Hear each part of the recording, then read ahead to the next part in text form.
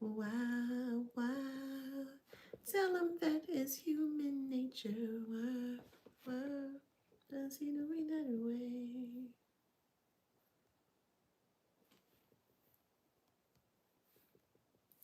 I like living this way.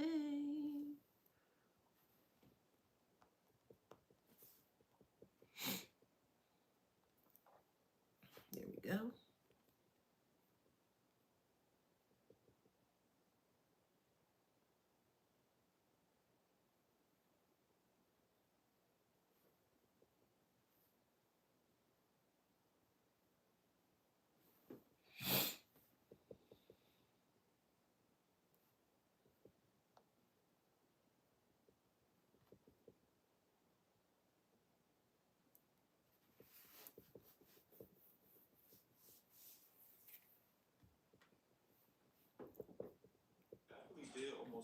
Hold on, what's going on? What's going on? Tell me what's going on. All right, here we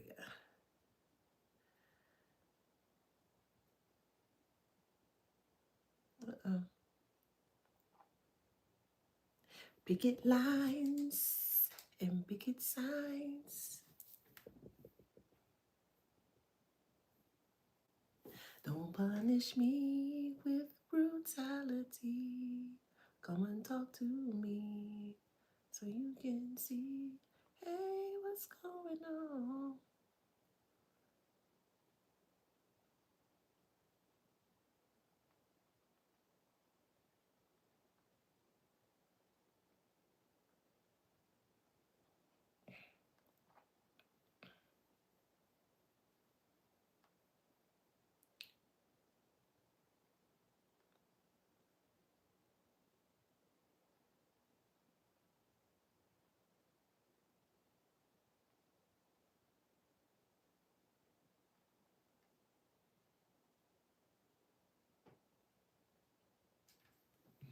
Hey, y'all. Happy Monday. Hey. All right. Perfect.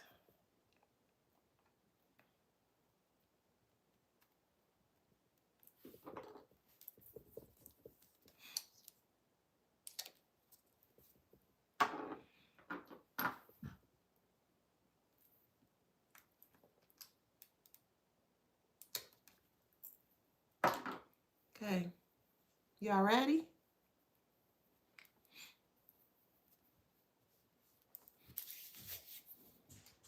All right, let's get into this live. Welcome back to my channel. This is Adana, also known as the Afrozian. And today I'm reading for the Beautiful Handsome Collective. Hello, Collective. How you doing? Flowers, flowers, flowers. Flowers, flowers, flowers. Flowers, flowers, flowers. Don't forget to like, share, subscribe, hit that notification bell to book a private reading with me or to shop in my store. All that information is in the description box below. Don't forget today is the last day that you can save some funds on booking a private session with me. I currently have 30-minute reads at $100. All right, today is the last day to get that benefit. Also, don't forget to grab this copy of this book here. It is called Wisdom Beyond Wounds. Okay, I created this book to help and assist the collective with your healing process. Okay, it's very important to heal yourself and to release things that no longer serves you for your highest good. Okay. Also, if you want to join the if you want to join the Wisdom Beyond Wounds group, that group is also found on Facebook. So if you're interested and you're wanting to heal in more of a community setting, you're more than welcome to join us. I just ask that you're engaged within the group, because the more that you engage, the more that it will benefit you from the group. Okay. All right. So let's get into this read. Channel message here is the cruel and usual suspects. You know how they normally say cruel and unusual? These tactics or these things that these individuals have done towards you were not unusual. They weren't. I can put it in this way, spin it from this perspective here. They were inflicting their usualness onto your unusualness. So to you, or to them, they consider you as very unusual. They didn't understand you. They couldn't relate to you. They couldn't comprehend you. So they shunned you because of those things there. Okay. With that being said here, their tactics are more so cruel and usual. So these are the usual things that they would do towards other people to come off as if it's okay. Okay. So wrote down a couple notes here. The cruel and usual suspect is always the one who hides their harm behind the habits you got used to. So again, they may come off as if their mannerisms are very unusual, but it's not. It's all one and the same. It's all patternized, if that makes sense. So it's going to come off as very usual. So the first thing that they do is that they love to punish others for speaking the truth or telling the truth here, which will be you guys, because the truth is the mirror that they fear, right? Your honesty reflects their inner emptiness, the void, the void they spend their life avoiding, right? To them, truth feels like exposure and exposure feels like death. Okay. Next one is they turn your compassion into a space of weakness. Your empathy highlights their emotional poverty. Every act of kindness reminds them of their own incapacity to feel. They weaponize what they cannot internally produce. Let me repeat that. Every act of kindness that you exhibit to a narcissistic individual reminds them of their own incapacity to feel. So they tend to weaponize what they cannot internally produce for themselves. Next one is they ignore your needs but expect instant responses from you. So your needs awaken their deepest terror or scares, fear. The fear of being expected to show up emotionally. So they demands, or the demands that they have, tend to activate their childhood wounds of inadequacy. So they punish you for having needs at all. So when they were younger, because narcissism starts within the nuclear family, okay? What they When they were growing up, they did not receive the needs that they wanted or the wants that they wanted here. And it spilled into their actual adulthood here. So what happened here is that when you actually showed up and you had specific needs, which is your boundaries here, because in order for you to establish those needs, you need those boundaries, right?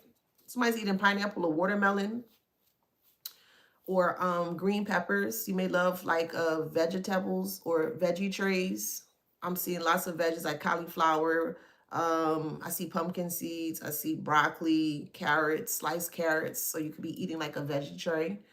But anywho, so your demands or the way that they think that you're showing up, they think that you're very demanding of the needs that you want to, to be fulfilled. And everybody have needs and everybody have wants, and you should be able and allowed to successfully fulfill those needs or wants that you have within your life here.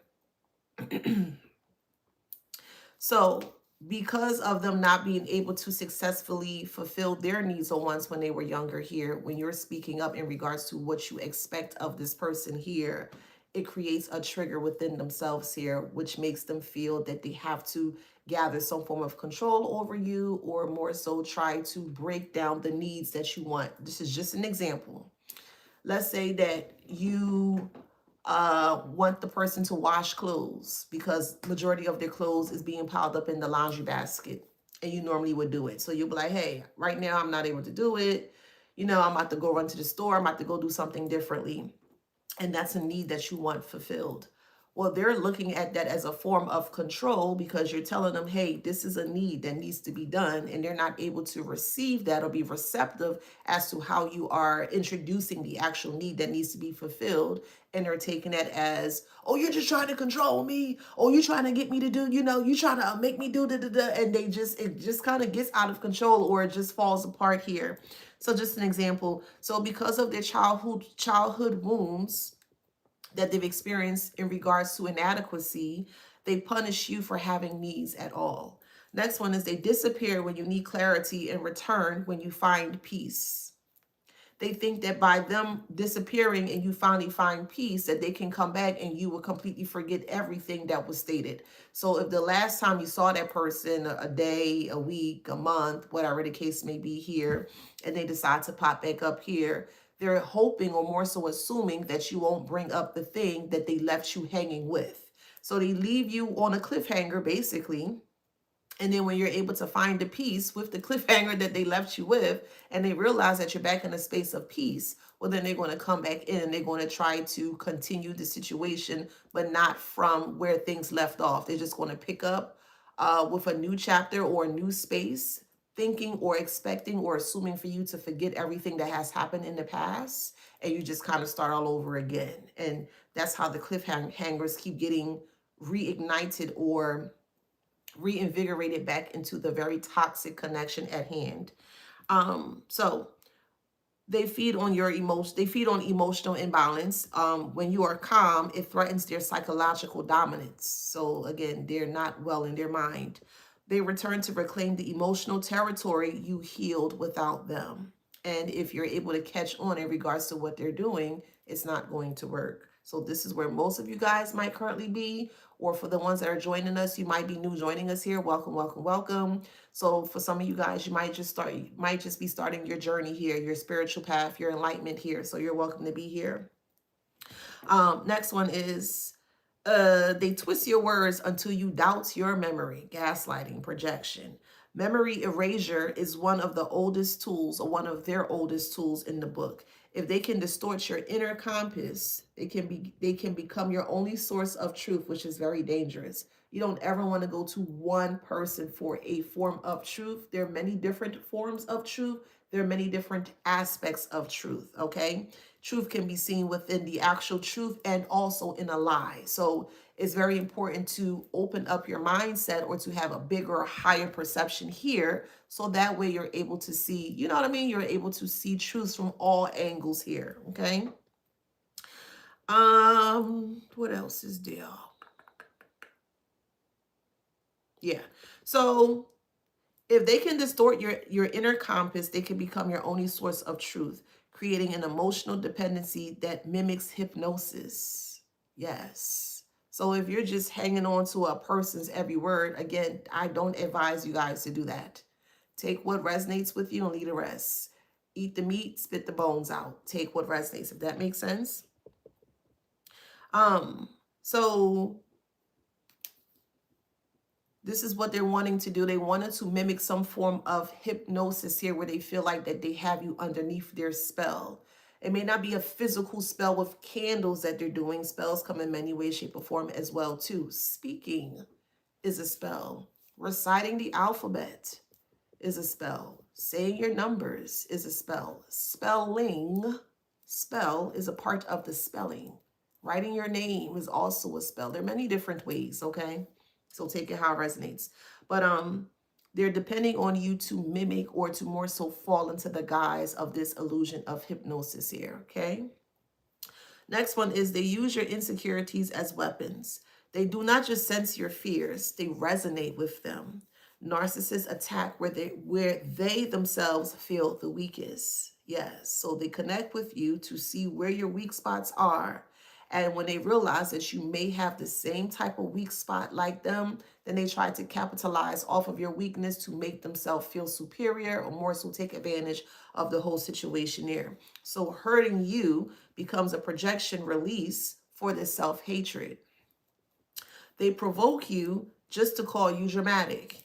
So they create internal storms, so your reaction mirrors their chaos. Your emotional response validates the turbulence they feel inside but cannot admit to. So again, it's all about feeling superior over you, because yet you are the one that are speaking out and pinpointing, hey, you a nasty MFer. Why the f you acting like that? Or, why you act so childish? And they're taking that and they're digesting that here, and it's creating even more hatred of self, because you're calling out the things that they're doing. You're pinpointing it, and it's causing, or it's more so creating like this inner monster, inner fire within themselves here. Childish. They they intimidate. They imitate your personality to steal your shine.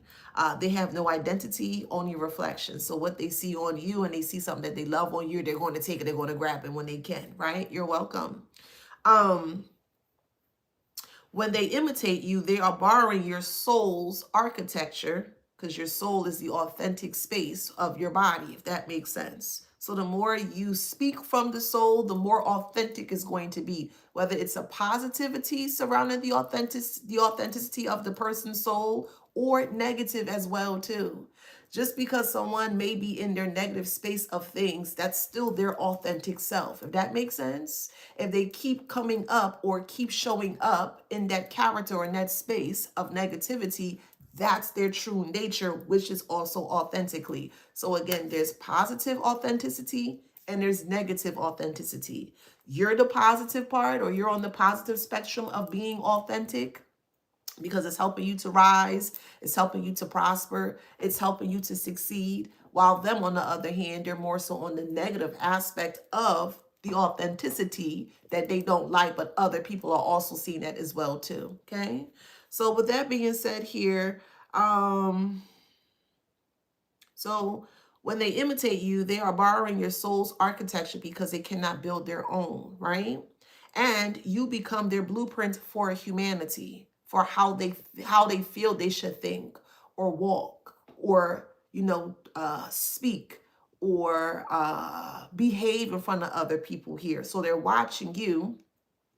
They're learning you as much as they can, and then they're going to go and try it out. It's like someone is you're taking a test, right? And it's only that it's so, let's say, put it this way.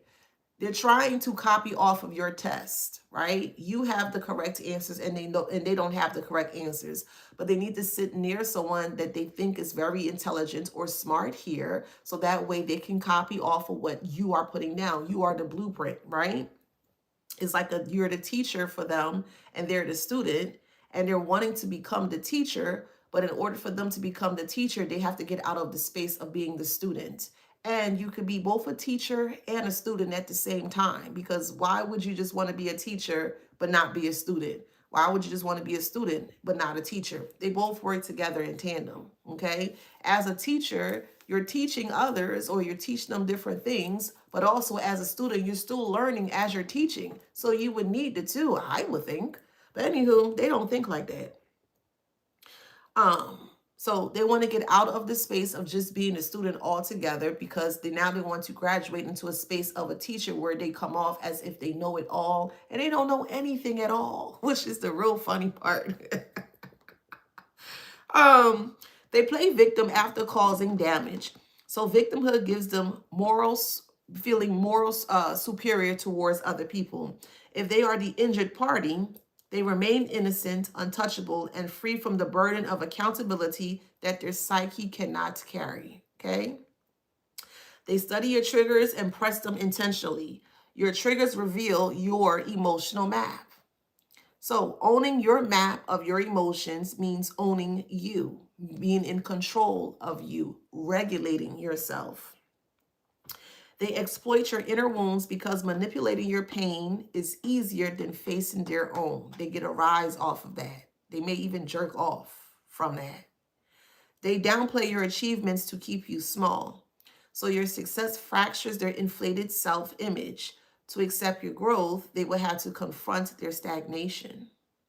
Belittling you is a psychological defense against their own insignificance. Let me repeat that. Your success fractures their inflated self-image.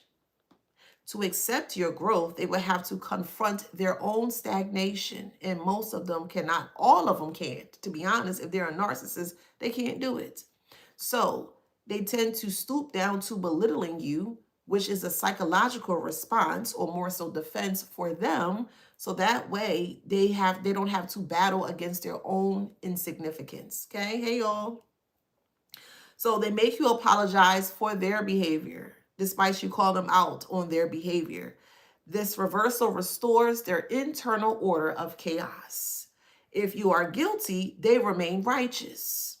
Narcissists survive by flipping reality to protect the ego from collapse. We are not protecting any narcissistic individuals anymore. For me, I'm going to be very blunt and honest with you. I strongly feel public shame should be brought back 100%. If someone feels that they are comfortable with doing harmful and harsh things towards people behind their back, and the person found out in regards to what they were doing behind their back, I feel that they're owed a public shaming. It is what it is. Everybody not going to agree with me. I'm okay with that. That's my perspective. That's how I feel. To let them know that they can't keep doing the bullshit that they're doing towards other people. Okay? It is what it is. They use silent treatment as punishment. Silence is abandonment in disguise. It triggers childhood attachment wounds, resurfacing their primal fear of emotional loss. So they use it to reset your nervous system into compliance. So they were at point in time where they were able to successfully ignore you or just give you the silent treatment. But when you gave that same energy back to them, they weren't able to handle it. It put them in a space of becoming in overdrive or overly obsessed over you here, because they're not understanding how is it that you're not playing the game that they had set up for you here, or you're not responding to the silence that they're giving to you.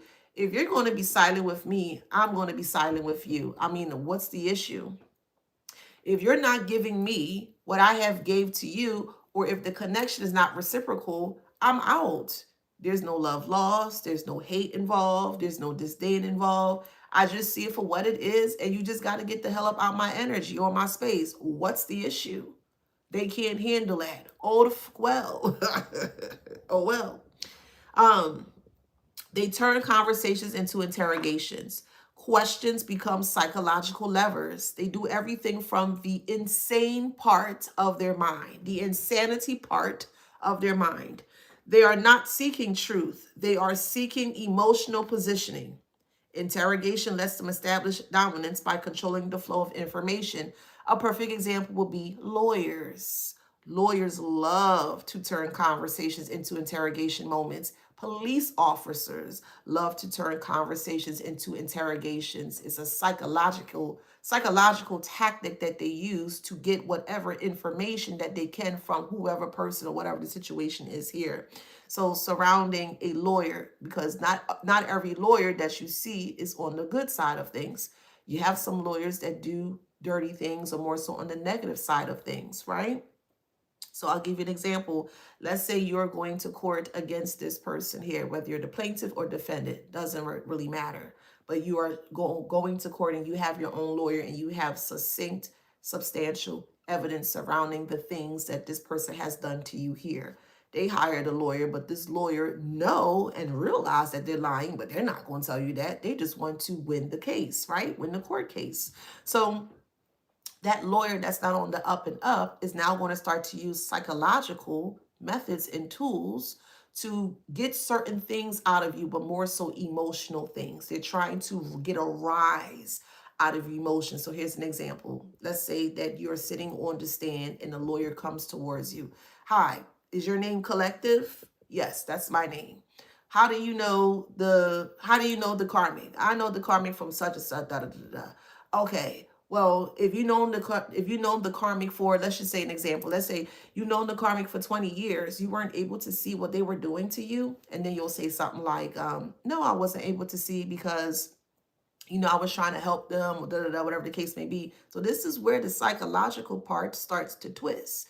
Now they're going to start to turn your conversation in regards to what you stated, and they're going to try to twist it to interrogate you, to get an emotional outpour or some form of like disdain onto you here, so that way they can show the judge that you can't stand for yourself. You may have to reconvene with your lawyer. It's all psychological tactics that they're doing here. Okay, so when you're going to court, keep that in mind. Lawyers use psychological tactics. All right, so they fake concern to gather information.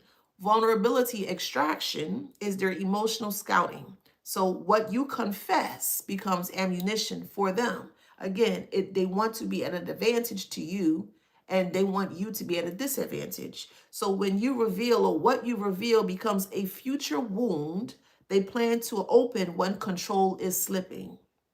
So some of you guys in the collective side, you may have, please take this as it resonates. And don't be in my comments acting crazy because you're going to get blocked, okay? I'm just going to keep it real with you. Keep it cute today. Because I feel like somebody's going to try me today, and I'm just not it for the day. I'm just not. I'm being honest. Keep it cute. Anywho, for the ones that resonate, let me make that very clear. Some of you guys may have been in a space where you might have been on some form of addiction, okay? And they were aware of you being in an addiction. And they utilize that experience that you've experienced surrounding this addiction here to put you in a position where they had a hold over you here. Now, since then, you've completely healed from your addiction or whatever addiction that you may have had. You've changed your life. You did something completely different, and they can't see you in that space or in that light. That makes sense? So they're going to continuously hold that, we'll say, experience or dark experience that you may have had when you were younger or in the past here to still keep some form of control over you. This is where your healing space comes in, or all of the healing tools and the modalities that you have utilized to make sure that you don't fall back into that dark space there. So that was an example. So they treat your boundaries like challenges. So boundaries remind them that they do not own you. Violating them reinstates their illusion of control. It is less about the boundary and more about conquering your autonomy. So if you are autonomous with self, no one can control you.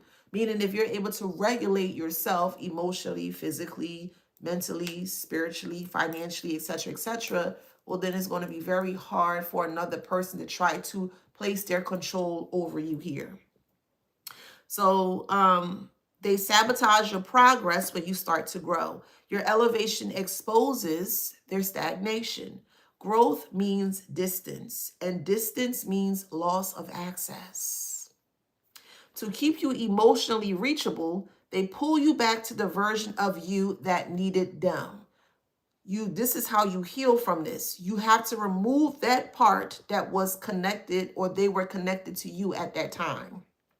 So if you were in a codependent connection or a situationship or a relationship there, you have to remove that cancer. That is the origin of the cancer, because that cancer was able to sit, connect, and start to siphon all of the greatness of you here to start to deplete you. So once you're able to remove that cancer or the core, the origin of that cancer, they're not going to be able to hold on, wait.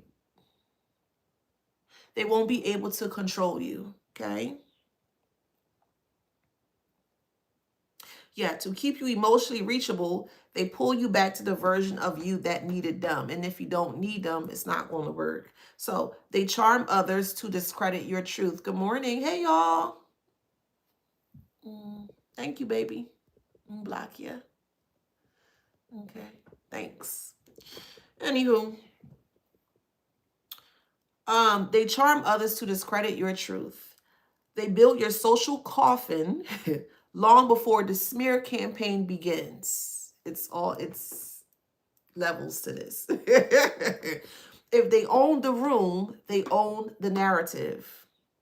They want your truth to sound unbelievable even when it is obvious. Hey, Unique, this is why they go above and beyond to ensure they have a slew or a plethora of players to come around them, to utilize them for their advantage and for your disadvantage here. They build your social coffin long before the smear campaign begins. If they own the room, they own the narrative of the story or the situation. Good morning. Hey, C. Davis. They want your truth to sound unbelievable even when it is obvious.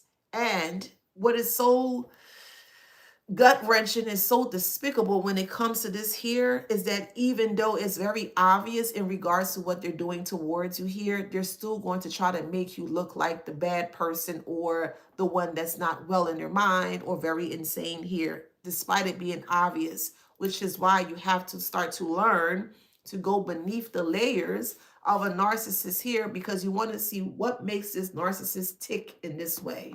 What makes this narcissist react or act in this way? And if you're able to bypass the illusions or the facade that they're holding up here, and you plow past that, this is how you're going to be able to break a narcissist or destroy a narcissist. Take it how it resonates. Okay. So we have, hey, Cara. The only thing here is that, man, I'll be spot on with my intuition, child. Okay. Next one here is they pretend to forget what hurts you. Hey, Vanessa. Selective amnesia shields them from the guilt. Remembering your pain requires empathy, and empathy requires a self, meaning you. So their forgetting is a defense mechanism, not a mistake. Actually, I think it's a mistake too. And then the next one is they create chaos to stay relevant. Chaos is their psychic oxygen. Peace suffocates them because peace exposes their lack of substance. They start fires to remain the center of emotional gravity. I'm not a scientist by any way, shape, or form. Y'all help me out. Maybe I have some chemists on here. Isn't it, if you add, I think it's air and gas, it's combustible? There's two elements, and if you put together, it's combustible. Could you guys help me with that one?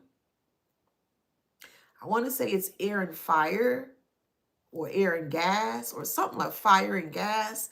I don't know. It's one of those two. Can y'all help me out with that? Let me repeat what I stated. They create chaos to stay relevant. Chaos is their psychic oxygen. Peace suffocates them because peace exposes their lack of substance. They start fires to remain the center of emotional gravity. Carbon monoxide and what else? Is it air? Is it fire? Is it fire, carbon monoxide? Either what. So basically what I'm trying to say here is that when those two things, those two elements come together, it's going to combust. So when you connected with them and when they connected with you, you guys did not mix well. You didn't mesh well. The elements were very volatile, okay? And when friction began to happen within the actual elements of the situation here, everything went kaboom, okay? So that's just an example. So let's get into this read deeper here surrounding the cruel and usual suspects, okay? So they're cruel and they're very usual in regards to what they do towards other people here. Somebody eating chicken, or you making chicken or fried chicken, or you could be going to Popeyes or KFC, something like that, child, okay? Okay, thank you, Sarah. Google says there are 3 elements to create combustion: fuel, oxygen, and heat. Okay, thank you. Perfect. So let's break that down. They are trying to create fuel, or they are the fuel, right? And you are the oxygen. Let's break this down. Thank you for saying that. Let me see if I could pin this real quick. All right. Fuel, oxygen, and heat are the 3 components or elements to make something combust, right? They are the fuel. They keep adding more fire, more fire. Yeah, yeah, yeah, rah, yeah, rah, da-da-da, da-da-da, da-da-da, right? So they're the fuel. You're the oxygen. You're like a big breath of fresh air. You ain't trying to argue with nobody. You ain't trying to fight with nobody. You ain't trying to do nothing, right? So now all this fuel that they're adding in is creating some form of a friction, which is the heat. So things are speeding up, or things are starting to become more, you know what I mean? When you do that with your hand, you're going to feel some type of heat that's coming in. So it's creating this friction of the situation here, and they're not able to take the fresh breath air that you bring, which is also the oxygen, and then kaboom, everything kind of falls apart here. So going back to that statement here, the last one is that they create chaos to stay relevant. You need the fuel, you need oxygen, and you need heat to create chaos. So this is what they do. Chaos is their psychic oxygen. Peace suffocates them because peace exposes their lack of substance. You are the peace. You are the breath of fresh air. They start fires to remain the center of emotional gravity. And to be honest here, you're kind of the one that combusted everything because they didn't know how to leave well alone. So thank you for that, Sarah. Let me give you some flowers. Thank y'all for helping me. Thank you, boo. I appreciate you. Now we have the eye here, okay? So they're watching you with a mean eye, a dirty eye, a stank eye.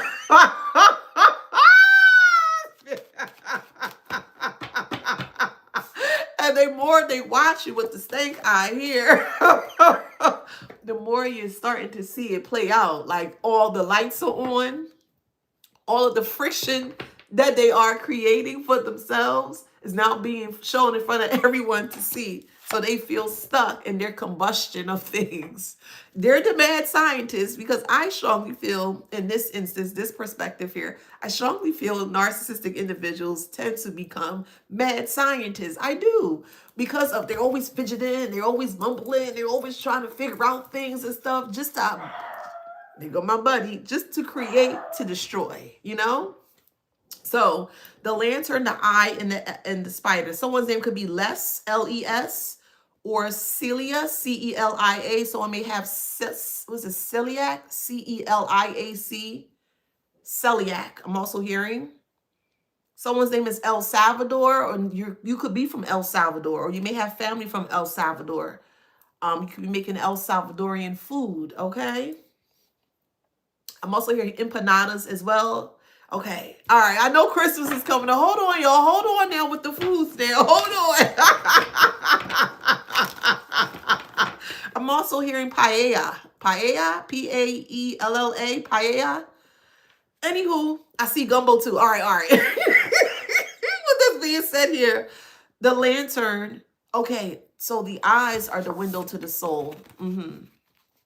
The eyes are the window to the soul here. And because they're so mad at you here, what is happening? You're starting to see that flame start to kind of like show up in their eyes here. And the more the rage or the anger is starting to be shown in front of everyone to see, the more they become stuck in it. And also this history, they're stuck on the history or they're stuck in the past here. And it's causing them to create more hatred surrounding how they are viewing themselves and also you here.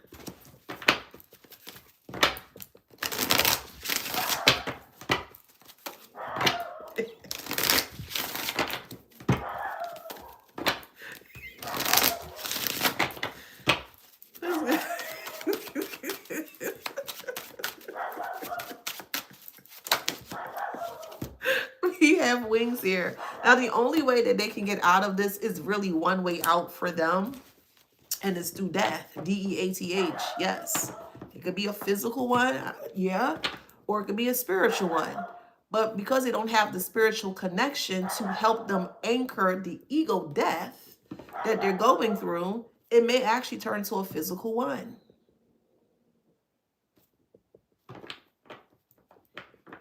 There's no connection to source to help anger how they're feeling or to help them to release what they're feeling.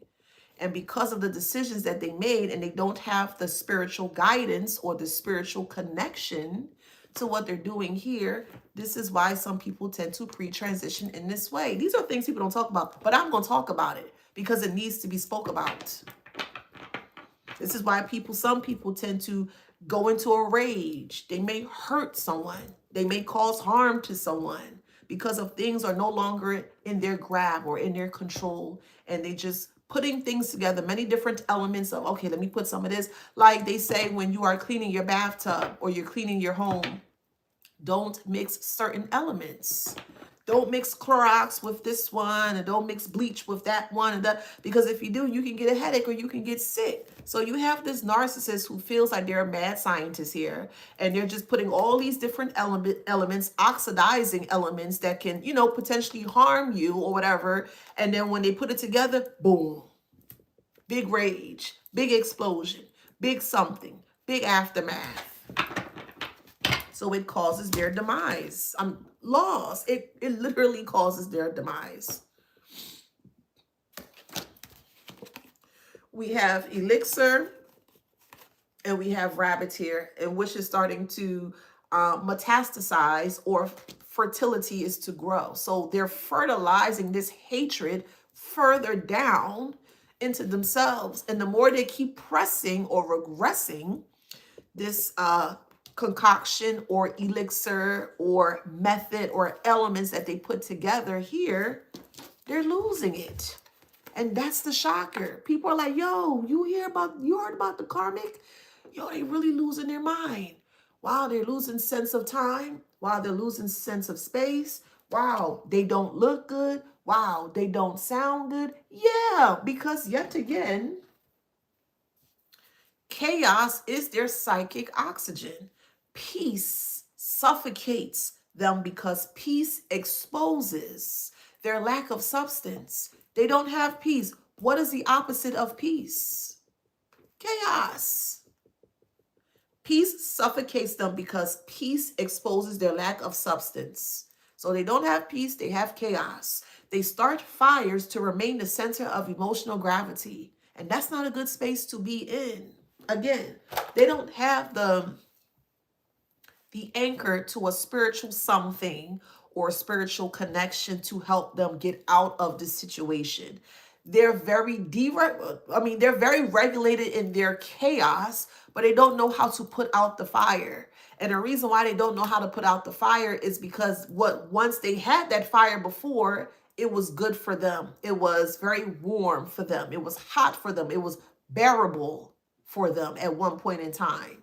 But when one element wasn't there, meaning you, the oxygen that they truly needed to continue this consistency of this chaos or fire, they started to find different elements, different places, different persons, different whatever, any other element that they can put together that they think is going to mix. And when they do that, kaboom. This is why it's becoming such a shock to people that know them or knew them. Because it's like, whoa, what the hell? What's going on here? Wow, did you hear about that? Yes, it's a big boom, a big shocker, because this person continuously was trying to do something behind the scenes here. And I mentioned this yesterday.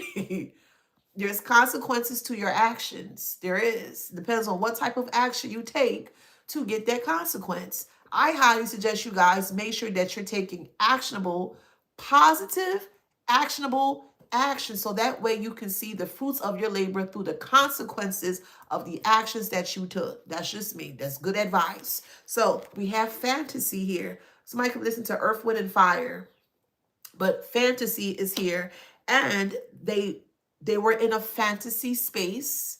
Y'all ever heard the game Final Fantasy before? Final Fantasy kind of gives off this whole thing here. It is a game. And Final Fantasy was a young, I guess, teenager, young guy. And he was going through the motion. I think he was caught up in a dream. I think that's how the game begins. He was caught up in a dream, and he was fighting many different types of, we'll say, mutants and like monsters and stuff like that there. And they were trying to get to the end goal. I haven't played that game in a long time, so bear with me. I say all that to say here is that this person is creating some form, or they have created some form of a final fantasy in their mind. Yes, the fantasy has been finalized. And the finalization of the fantasy that they have created is a loss, a huge one, a big one, a gigantic one, a ginormous one, enormous one, huge, however, whatever synonym of big. Y'all get what I'm saying? But this is what they have created. Not only is it shocking them, it's shocking other people that are watching them, which is why they feel that they can't successfully transform into what they're trying to transform into.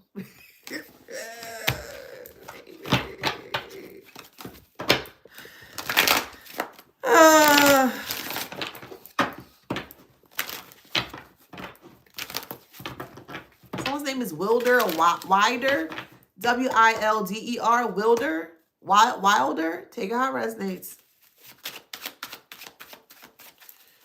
Someone's from Wisconsin. You could be learning how to make your own cheese, or you're wanting to make cheese, okay? Someone's making a berry salad or a berry pie.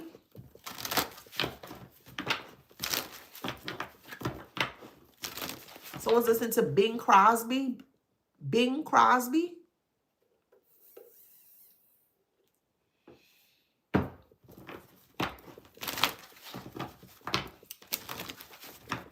Chestnuts roasting on an open fire.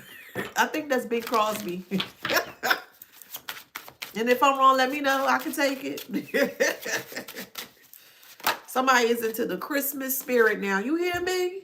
All right, we got Cat here. Yeah.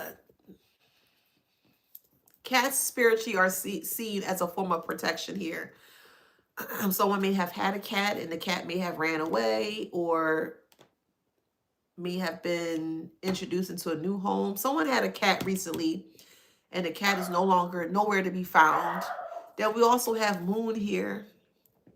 So this person's trying now behind the scenes here because they did have a blow up. You may not be aware about that, but this person had a blow up in front of their peers or their community of individuals, okay? And people see that something is off with this person here and it has them scared because they don't know how they're going to, they don't know how they're pursuing or how they're coming forward here. The people around them are on edge. They're not talking to them. They're far away from them, but they're still watching them, but they're on edge because they don't know how this person is going to, we'll say, self-destruct. And they are going to self-destruct.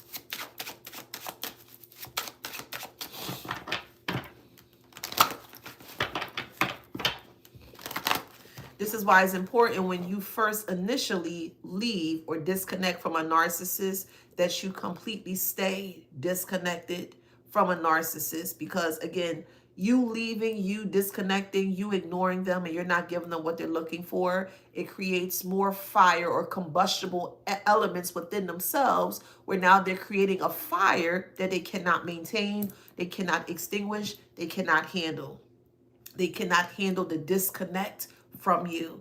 They cannot handle no communication from you. So it's revealing parts of them where they're sticking themselves with, if that makes sense. They attempted to bring a fight towards you here with a knife, and they had this knife in the back of in the back of them here. You're not expecting them to come with anything, no type of weapon or anything like that.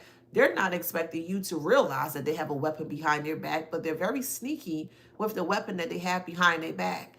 In some way, somehow, you were still able to still understand or realize, this is either physically or metaphorically speaking, but you were fully aware or began to become aware that they had some form of, we'll say, weapon behind their back. The weapon don't have to be an actual knife. It could be words. It could be experiences. It could be evidence that they think that they have to try to like destroy your life. It depends. So take that how that resonates. But they had some form of a wielding tool behind their back, and they're coming close to you to inch in close to you here. And when you realize something off, it startled them. Yeah, it startled them to the point where they kind of had to backtrack or kind of push themselves back. It's like, yeah, the collective see what I'm doing. And the more they kept pushing back and pushing back, they fell. They fell on their own sword. They fell on their own sword. And when they got up from falling on their own sword, you saw the evidence that the sword created when they fell on their own sword. Does that make sense? So again, when people say, oh, I can't beat a narcissist, they're so hard to beat, that is poppycock and hogwash. One more time. That is poppycock and hogwash. Okay. It just is.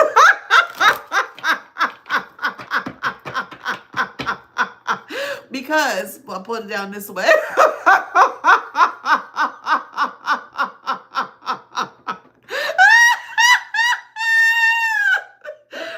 Because if that was the truth, that you could not beat them, why are they tripping out?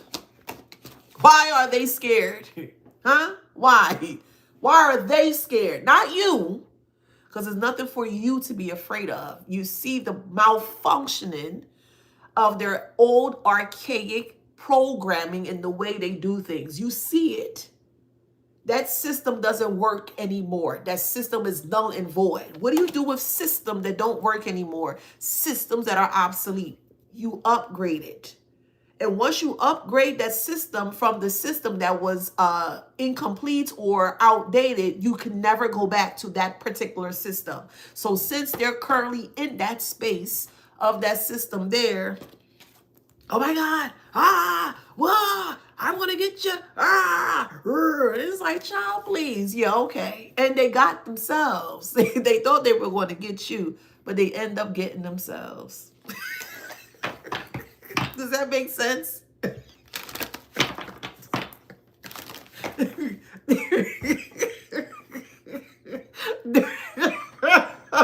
Now they're in a lot of hot water. Now they're in a lot of hot water because of it. Oh, goodness gracious, child. That's the tea.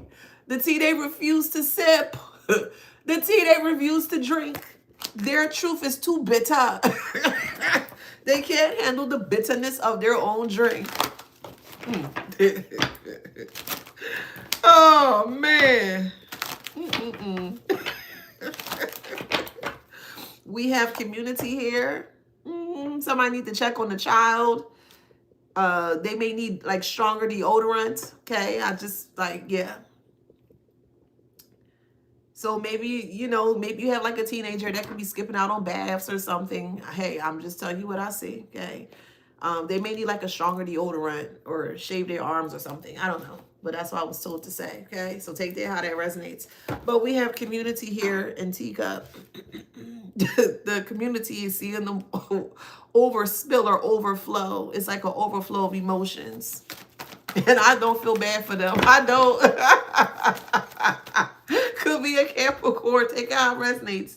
That is pretending. You are the high vibrational Capricorn, or you're dealing with a low vibrational Capricorn here. That's pretending here that the community has their back. The community doesn't have their back, and they know this.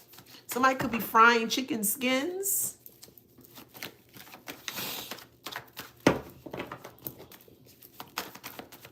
Someone's name is Candace or Connie. Could be a Sagittarius. However it resonates. Or you may have Capricorn and Sagittarius in your chart. Or you may have Capricorn and Sagittarius in a family dynamic. This could be a ex-friend, an ex-spouse, an ex-lover, a sibling. However it resonates, okay? But a low vibrational Capricorn and Sagittarius.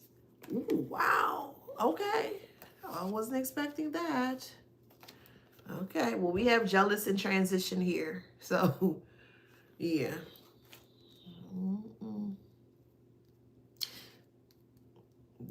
They need to put the right information on the tombstone. That's all I'm saying. Hey, there's nothing loving about these individuals. I'm sorry, but hey, in loving memory of who? Of a tyrant? Of who? Yeah, y'all, they need to prepare for headstone. Y'all, it's a shocking message. It's a shocking message. Because this person's just like Pac-Man. Just spiraling the hell out of control. Yeah. And fire.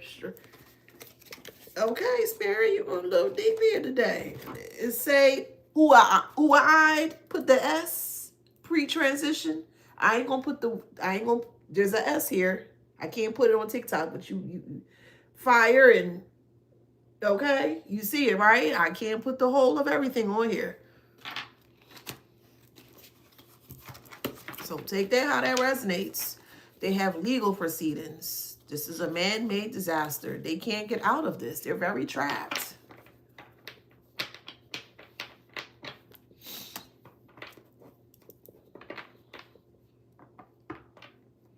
As I mentioned to you guys, they're the one that combusted. They created the elements.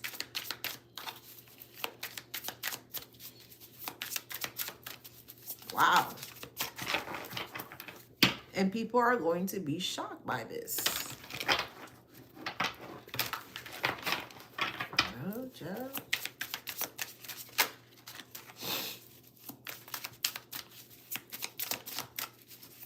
I think they finally hit their final blow. Yep, they hit their final blow or their final.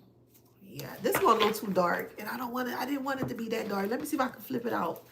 I didn't want it to be that dark. Yeah, we just got bad luck here. Yeah, I didn't want it to be that dark. Oh no. Oh, no.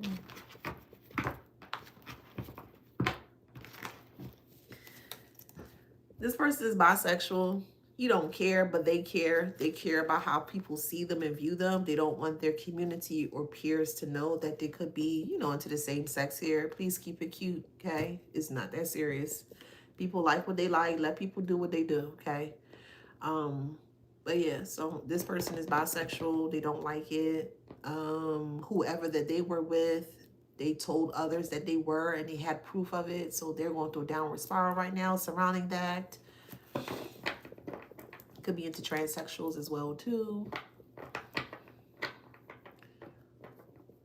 And the thought of people finding that out is like, yeah, it's not good at all. We got Taurus here. So, oh, Lord, y'all. All right. It seems like whoever they're dealing with, either they're bisexual, transsexual here, they're wanting to come out and speak up in regards to the relationships or the connection that they had. And actually, that's for my actual next live, which I'll be coming on later to speak about. So let me just add that on there, because that's actually a part of that. So give me 1 second. Oh, man, that's crazy.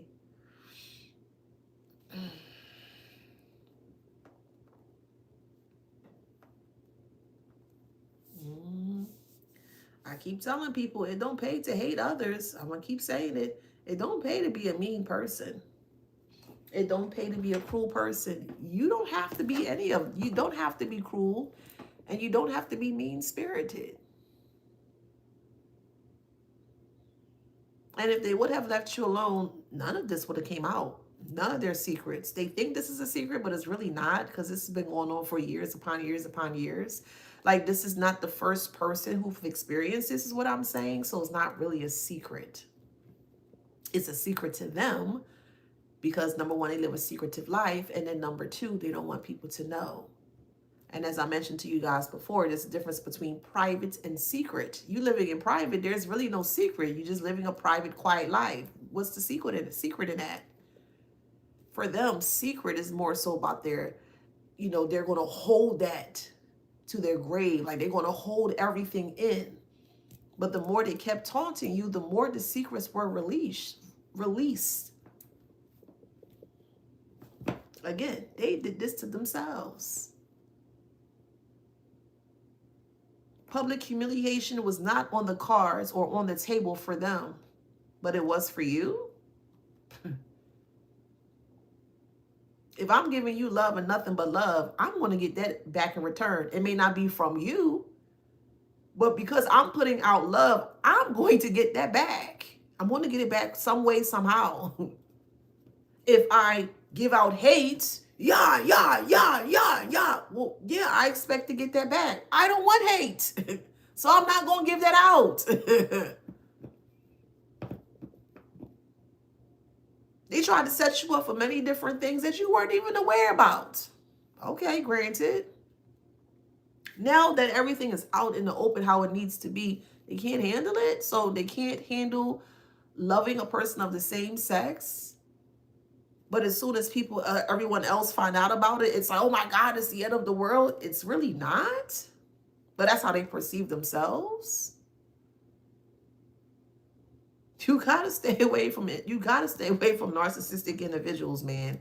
You really do. They set themselves up multiple times. Every time they try to set you up, they got set up by their own secrets. Let me repeat that. Every time they attempted to try to set you up, they ended up setting themselves multiple times with their secrets. Their secrets that they expose, because yet again, The guilt makes them tilt. We're in 2025, about to be 2026. Baby, be who you want to be with. Love who you want to love. Who cares? Love who you, I don't care. Love who you want to love. Be with who you want to love. But don't think that because whatever, just generally speaking, whatever lifestyle a person may tend to gravitate towards you, they think it's okay to be very secretive about it, but then try to, oh, in the collective. No, because that's going to fall right back onto the karmic. And that's exactly what happened here. Dreams come true.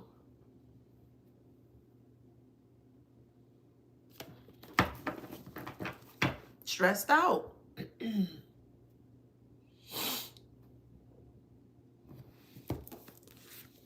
Toxic. Yes. Hidden agenda. Emotionally exhausted. They're so stressed out that the toxicity is starting to pool within their mind, their body, and their soul. They're so stressed out. All they have, they keep releasing all these toxins. They can't talk to anyone. They can't speak to anyone. They feel like no one will listen to them. They feel like no one would understand them. But they put themselves in the predicament here where they were doing harmful and foolish things towards you. Again, if they would have left you alone, none of this would have been exposed. And then they could have continued to do whatever it is that they do behind the scenes. But emotional exhaustion and hidden agenda, they exhausted themselves out. They did. Due to the illegal activity that they're doing. This is not your fault. Suffering in silence, cheater.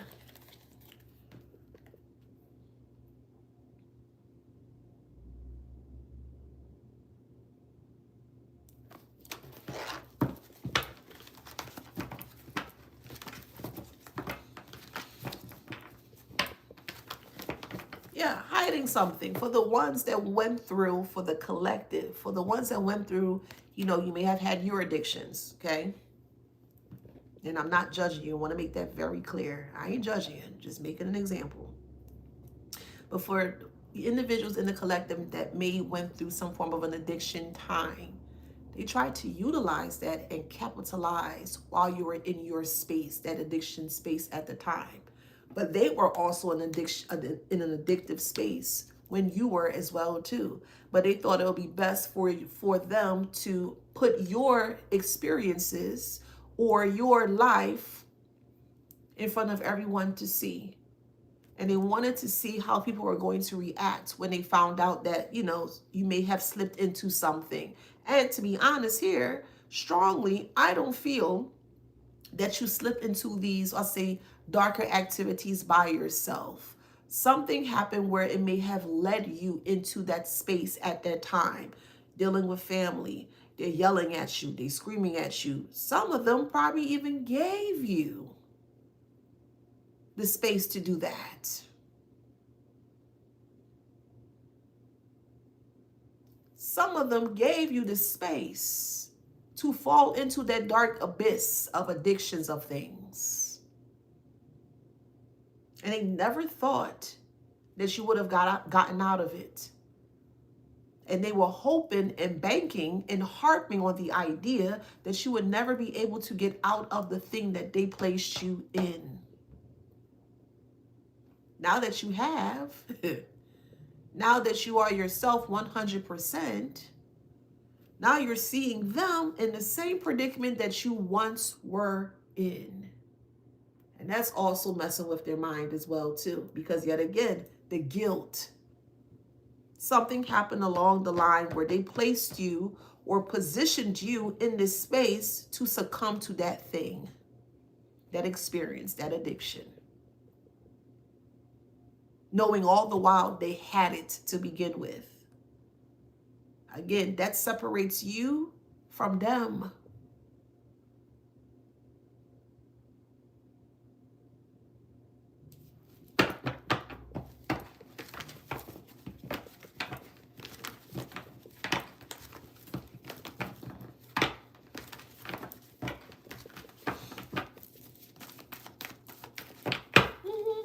Sudden changes. Sudden changes. So profoundly beautiful or handsome on you. It looks so freaking good on you, shit. It looks great on you, collective. Take a bow. Every experience, every ordeal that you went through, take a bow. You made it, boo. Was it hard? Hell yeah. Especially for you guys that were were addicted to things. And you were placed in that position to be addicted to things or experiences. In the moment that you awakened and you realize, yeah, this is not the path for me. I got to do something different. And you decided to, what anchored you or anchored you back into your emotional space is spirit, is God, universe, Jesus, ancestors, spirit guides, Krishna, Buddha, however way you guys do your thing. That energy was always anchored to you, always.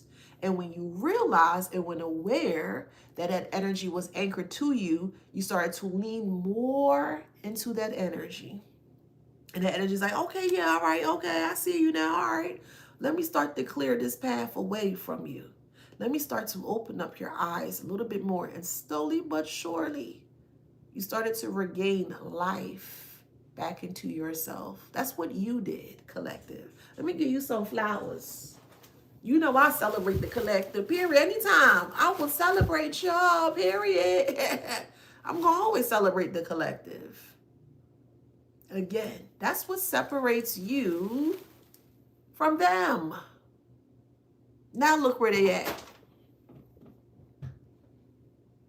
Now look where they are. Worn out, beat down, tired, suffocating. They can't figure it out. They don't find it funny anymore. Ain't that something? Unable to express emotions. Ain't that something? But had all the emotions in the world when you were in your space at the moment. Sad.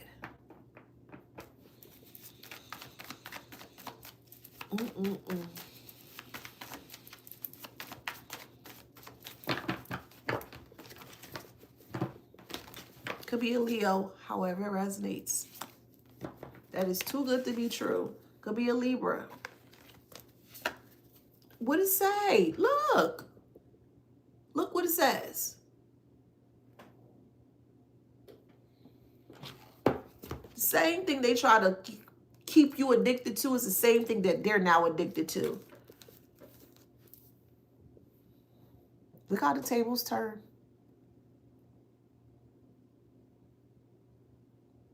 And the reason why they're going to stay in this predicament here, they don't want people to know. Denial. Denial is such a dangerous space to be in. No accountability is also another dangerous space to be in. They refuse to acknowledge what they have done to themselves, because that's first and foremost.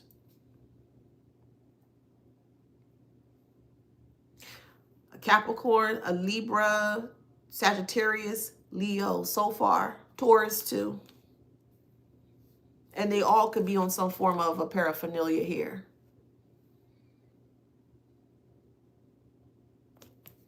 You don't think other people was going to be aware in regards to what they were doing? They do. They know.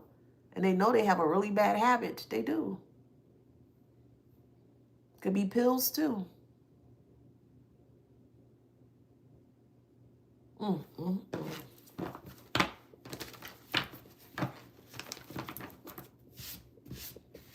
Want to talk about you in a bad way, but they're doing the same thing that they're saying that you're doing behind the scenes. Sneaky. And there's a lot of evidence in regards to the sneakiness that they try to pull onto people. This is why they're going to be in a lot of legal matters, and they can't handle that because you got proof of it. Pisces rules the 12th house. That's the dream state, the subconscious. Oh, your subconscious is on and popping. You know what's up. You see the hidden parts that they can't see.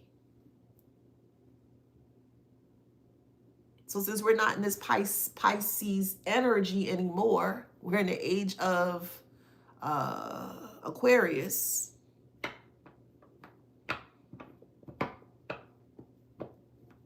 Age of Aquarius is forward thinking, community gathering, humanitarian-like type of things.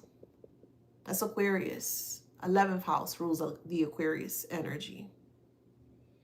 The internet, knowledge. So all these things that they were doing quietly or sneakily, and they thought no one would see, think again.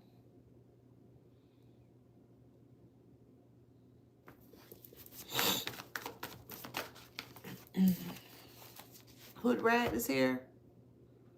They may have hood rat tendencies.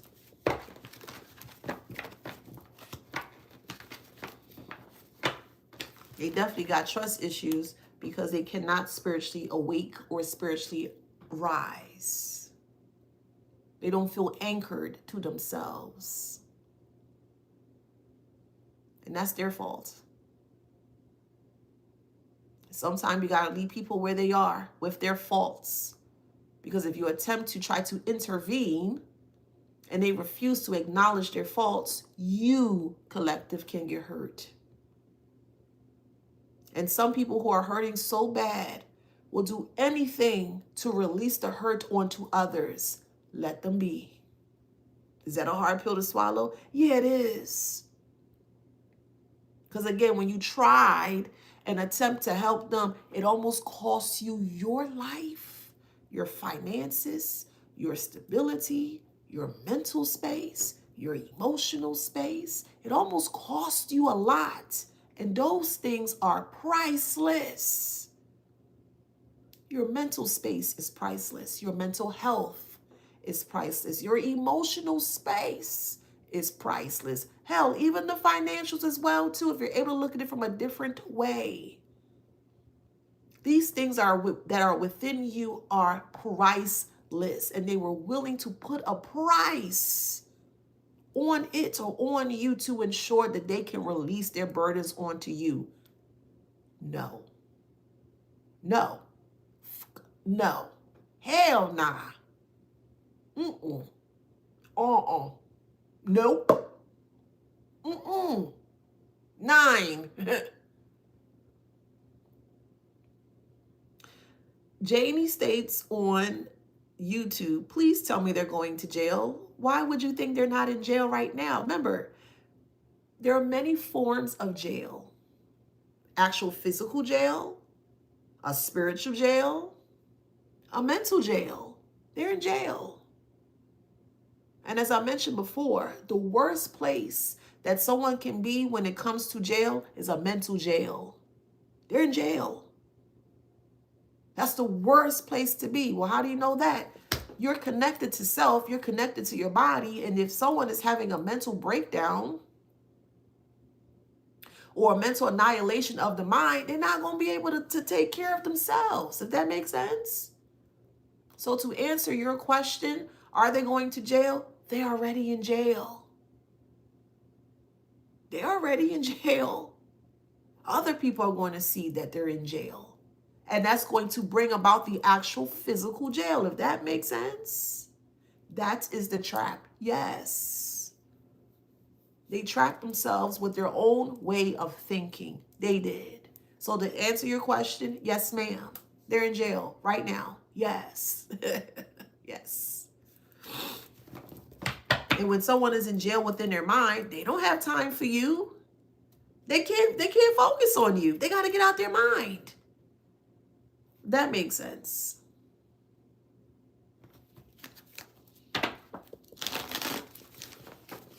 Come, you better talk to me, Spirit. Say weak.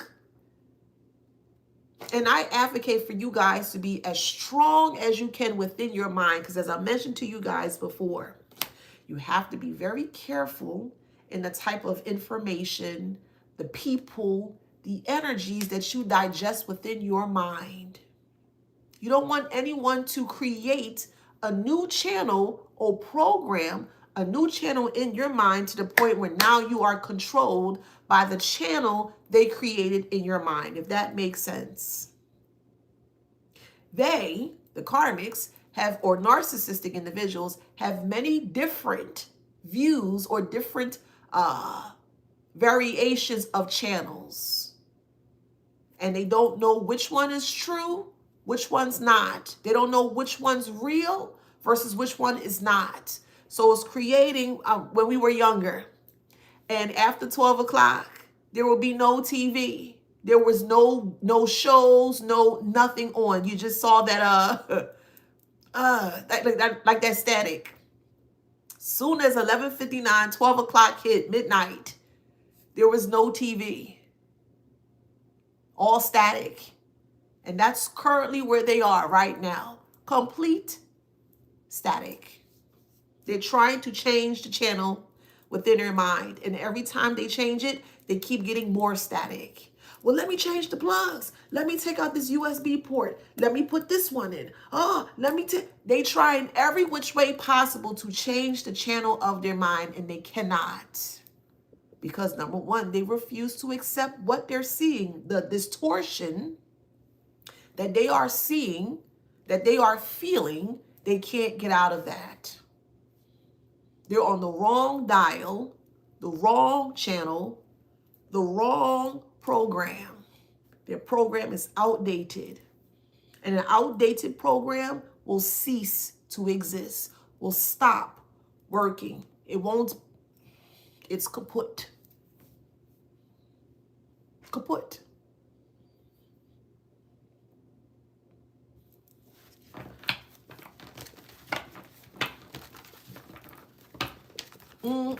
Listen, burnt out.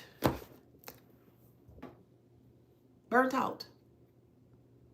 See, you on the other hand, you were able to change the channel, change the perception. Put it this way, when you sit down in front of an actual physical TV, don't you change the channel to get a new perspective of something? Let's say, for instance, you were watching the Macy's Thanksgiving Parade on Thanksgiving Day. That's one channel, one perception. Okay, I'm tired of watching this. Let me change the channel. Let me change my perception. Okay, now cartoons come on. Then a different channel and a different. If that makes sense, they can't shift between that. Everything is void. Everything is static. Everything is chaotic. And even, remember, when that static part will come on the channel and it'd be so loud in your ear, it make like a really, I don't know how to explain it, but the sound feels very annoying. And sometimes you have to lower it down because of how irritating it is to your ears. That's what they're in right now. That hopefully that makes sense. That garbleness, that distortedness that you hear. And the first thing you want to do is you want to either change the channel or lower the volume down. And they can't do either. You have an Aries here, take it how it resonates. You could be or they could be.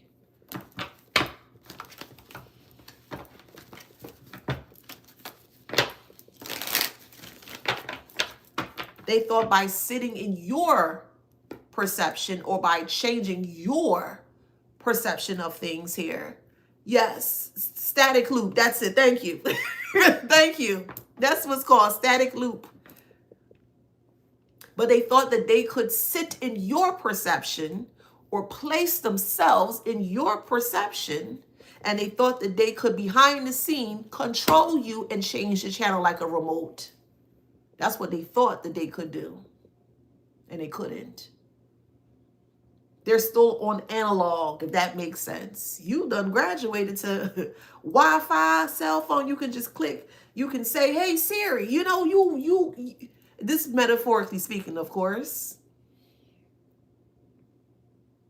You done changed that channel. That shit don't work. What is that? Oh, no, I'm out of here with that. Or you will just turn the TV off completely. And the moment that you turn the TV off, silence. Oh, that's another ball game. Where you're able to completely throw away the TV, period, metaphorically speaking. Now you're in silence. Now the real true information is starting to come up. Dang, I ain't never, where'd that come from? Wait, now you're getting pop-ups, you're getting downloads, you're giving yourself time to rest in the silence. And the correct, pertinent information that you truly need is now starting to flow. Again, yes, they're in a mental asylum. They are. Whether it's physically or mentally, but they are.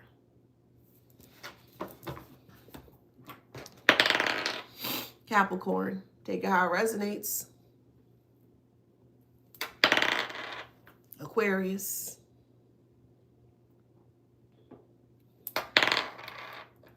Leo. Yes, patience is everything. It truly is. Everything that needs to grow in the way that it needs to grow exercises some form of patience. Yes. Plants. Y'all know I love me some plants. I'm going to use that as an example. Plants need patience to grow. When you're looking on the back of the seed packet, sometimes it will say 45 to 60 days, 60 days to 70 days. You're like, God damn, 60 days just for this thing to grow. And then when you put the seed inside the soil and you nurture it, of course, you just kind of set it and forget it. You don't even remember when the 70th day come or the 60th day come. You just know that you're seeing the fruits of your labor because of the patience that you have for yourself.